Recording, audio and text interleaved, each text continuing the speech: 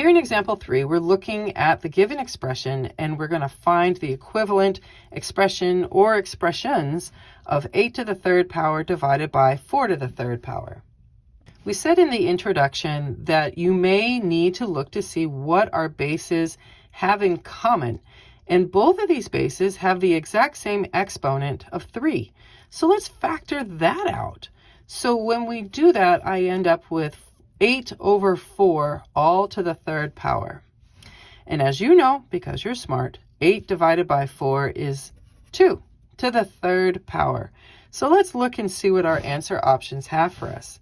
I have a 2 to the third power. Maybe. Option B, that's just 2. No, that's not enough information. C, I again have a 2 to the negative third power. So I do have a 2 and I do have a 3.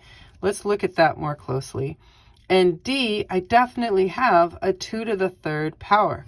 So I know that option D is a winner of a choice, but these other two options look suspicious. So let's go back and verify what's going on with those. Looking at our negative exponent rules, we see that if you have a to the negative n, that can be rewritten as 1 over that same base a, but to a positive n. Okay, and that is usually how this negative exponent rule is used. Well, hey, there's a converse to this. What if your a to the positive n is what you start with? Can you invert it under the same rules or guidelines as you did if it was a negative exponent to start with? Sure. So that would be 1 over a to the negative n. So what we see is when you invert your base to put it under a 1, the exponent changes sign. That's what's happening. So this change in sign on the exponent, you might simplify that in your brain to say, oh, flip it over.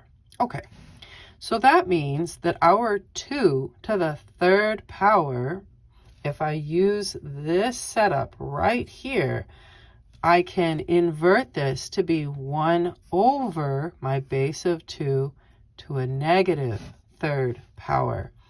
So in this particular example, yes, we have 2 correct answers, and that's just fine. You might have more than one correct answer. Option A does not work because while it was inverted to put a 1 on the numerator of this fraction with a base of 2, the exponent is still positive instead of turning it negative as you have to do when you flip things over. And there you go.